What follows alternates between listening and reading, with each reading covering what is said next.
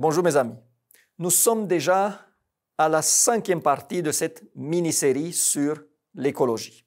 Nous avons vu déjà pourquoi la Terre va mal, nous avons parlé du réchauffement climatique, nous avons aussi vu comment les animaux s'intègrent dans tout cela, nous avons parlé de la peur et aujourd'hui nous allons voir quels principes de type écologique nous trouvons dans la Bible.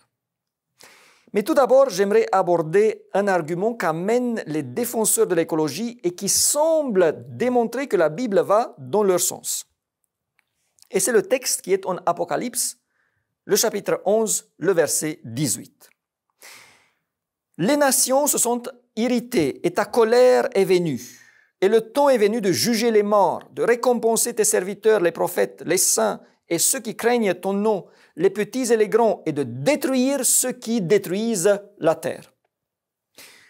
Ce texte semble dire que Dieu va punir les hommes parce qu'ils n'ont pas fait attention aux principes écologiques. Il va détruire ceux qui détruisent la terre. Cela voudrait dire, si on va jusqu'au bout, que ceux qui roulent aujourd'hui en diesel auront plus de chances de perdre leur salut que ceux qui ont une voiture électrique. Qu'en fonction de son empreinte carbone, on n'est plus proche ou loin du salut. La vérité est que ce texte n'a rien à voir avec l'écologie. Rien. Ceux qui détruisent la terre selon la Bible, selon l'Apocalypse, sont la bête et ses adorateurs en Apocalypse 13, la prostituée en Apocalypse 17. D'ailleurs, voilà la preuve théologique. Le passage qui est parallèle avec Apocalypse 11, 18, nous le trouvons en Apocalypse 19, 2. Apocalypse 19, 2. Ces jugements sont véritables et justes, car il a jugé la grande prostituée qui corrompait la terre par son impudicité, et il a vengé le sang de ses serviteurs en le redemandant de sa main. Là, au lieu de dire détruire la terre, il est dit corrompre la terre. Et c'est plus clair. Et le mot qui est traduit par détruire dans le chapitre 11, détruire la terre, est pratiquement le même qui est traduit par corrompre au chapitre 19. Diaphterio, ephterio. Donc, la cause pour la destruction de la terre est la corruption de Babylone, ses faux enseignements et le péché. Ceux qui détruisent la terre en Apocalypse 11, 18 sont ceux et celles qui refusent d'adorer le Seigneur et de garder le jour qu'il a sanctifié. Et ça, c'est en cohérence avec l'Apocalypse et avec la Bible entière. Correctement lu, Apocalypse 11, 18 se lit comme ça. Les nations se sont irritées et ta colère est venue, et le temps est venu de juger les morts, de récompenser tes serviteurs, les prophètes, les saints et ceux qui craignent ton nom, les petits et les grands, et de détruire ceux qui corrompent la terre. Maintenant, j'espère que ce point est résolu. Il n'y a aucun lien ici avec l'écologie.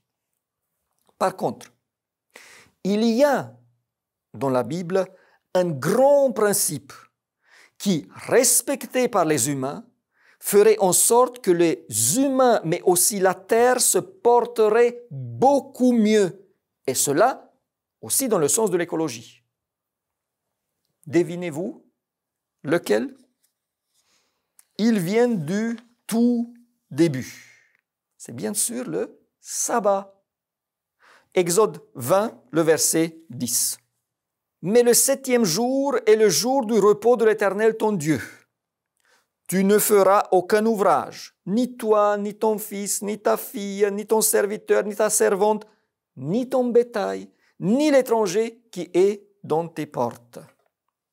Le sabbat en tant que jour de repos est pensé tout d'abord pour les humains, mais vous voyez que les animaux sont inclus également. Il y a après l'élargissement de ce qui deviennent le principe sabbatique.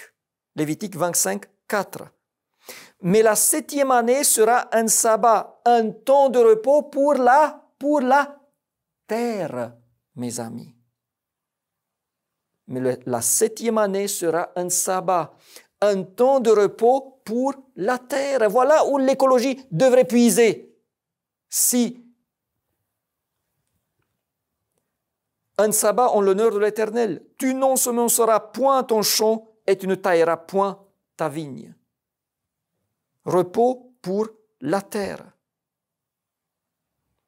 Nous avons une preuve biblique que c'est bien de laisser la terre se reposer, avec, en plus, un sens très profond, car l'homme aura le temps pour le Seigneur, pour sa famille, pour ses amis, ses serviteurs reprendront les forces, les animaux aussi, et ainsi de suite.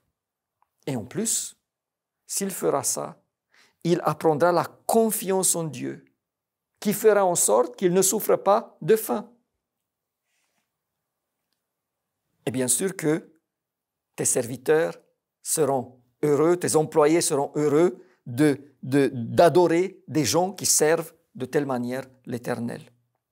Et puis le comble, c'est la 50e année, le jubilé, qui préfigure en plusieurs points le salut et la nouvelle vie, mais qui renforce également cette relation saine avec la terre et avec ce qu'elle produit, avec le Seigneur qui est derrière et qui donne tout et qui soutient tout. Lévitique 25, 11. La 50e année sera pour vous le jubilé. Vous ne semerez point, vous ne moissonnerez point ce que les champs produiront d'eux-mêmes, et vous ne vendangerez point la vigne non taillée. Si l'homme suivrait les commandements du Seigneur, non, la terre ne serait pas sauvée, car il y a toujours le péché et le besoin à la fin d'une nouvelle terre. Mais elle irait beaucoup mieux, et même dans le sens du combat écologique. D'ailleurs, dans le combat écologique d'aujourd'hui, il y a des gens qui sont sincères, qui sont conduits par les sentiments nobles. Il y a des principes et recommandations qui vont dans le bon sens. Mais j'espère avoir démontré que les prémices du christianisme et celles de l'écologie sont totalement différentes, et même à l'opposé. Et que ce combat n'est pas le nôtre. Mes amis, je vous invite à la prochaine fois où nous allons voir les conclusions de cette série sur l'écologie.